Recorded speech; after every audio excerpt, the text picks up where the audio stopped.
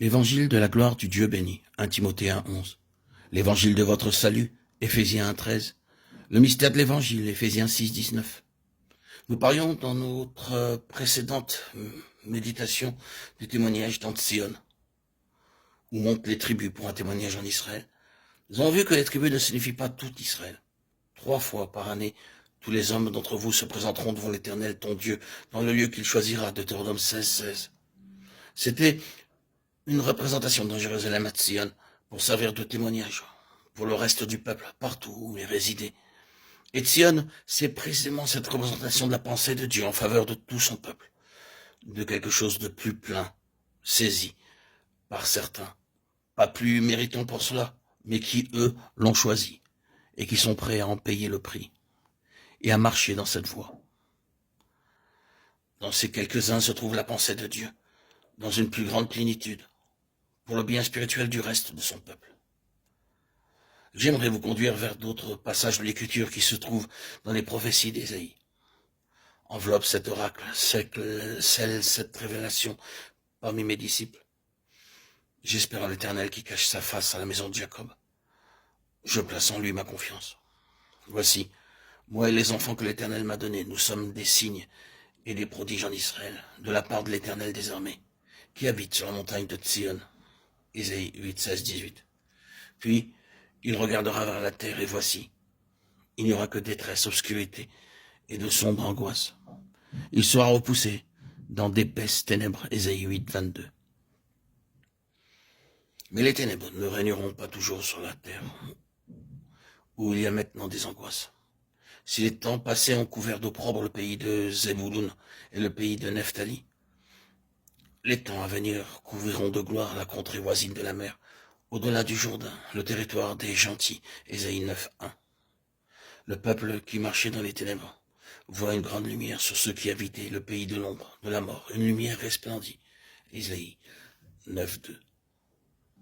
Le verset que j'aimerais particulièrement voir, c'est le verset 18 du chapitre 8. Nous sommes des signes et des prodiges en Israël. Ces passages vous donnent le contexte de ce verset. Le peuple du Seigneur, en général, ne voit pas. Il ne voit pas la grande révélation que Dieu lui a donnée concernant leur gloire et leur vocation. Est-ce que vous contesteriez cela aujourd'hui? Ce n'est pas une critique, ce n'est pas un jugement. C'est une de ces choses que nous n'aimons pas beaucoup dire. Il est si facile de trouver des défauts et de faire état des choses qui ne vont pas. Vous pouvez faire cela sans jamais parvenir à tout épuiser. On peut très bien ne pas aimer faire cela et cependant y revenir sans cesse. Les enfants de Dieu ne voient pas la grandeur de son dessein en Christ, l'immensité de ce qui procède des conseils éternels. Ils voient si peu, et beaucoup parmi eux ne sont pas désireux de voir. C'est cela la plus grande tragédie. Ils sont satisfaits, ils n'en veulent pas plus. Et beaucoup sont méfiants, pleins de préjugés et fermés. Le Seigneur n'a pas un libre accès, car ils n'en veulent pas. Je le redis encore, il y en a beaucoup qui ne payeront pas le prix, non pas le prix par rapport à leur salut, mais tout ce qui implique de marcher dans la pleine pensée du Seigneur. Le choix se porte vers la popularité et l'acceptation de la part des hommes, vers les larges portes de la popularité, des opportunités et des choses semblables. C'est une situation très généralement répandue. Dans de telles circonstances, qu'est-ce que le Seigneur fera? Il lèvera dans un groupe de croyants un instrument prophétique. Dans le cas qui nous préoccupe, c'est avec l'individu, le prophète, qu'il commencera. Il suscitera un instrument prophétique qui caractérisera sa pensée.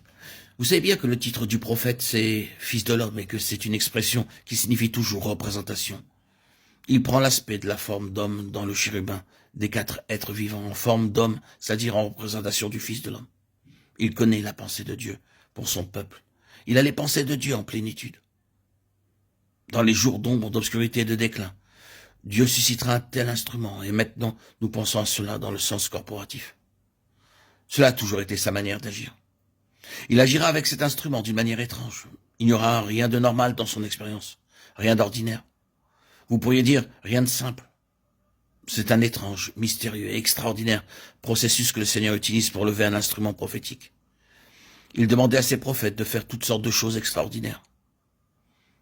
Ézéchiel a dû se tenir couché durant de nombreux jours devant tout le peuple, Premièrement sur son côté gauche et ensuite sur son côté droit. Et les gens le regardaient et disaient, que fait cet homme? Il est fou. Mais tout cela constituait son message. La voix d'un vase pour ce dessin n'est pas une voix directe, comme les hommes l'appellent. C'est une voix inhabituelle. Les expériences d'un tel vase sont toutes en dehors des schémas habituels. Et les gens qui sont concernés, très souvent, ne peuvent pas être compris.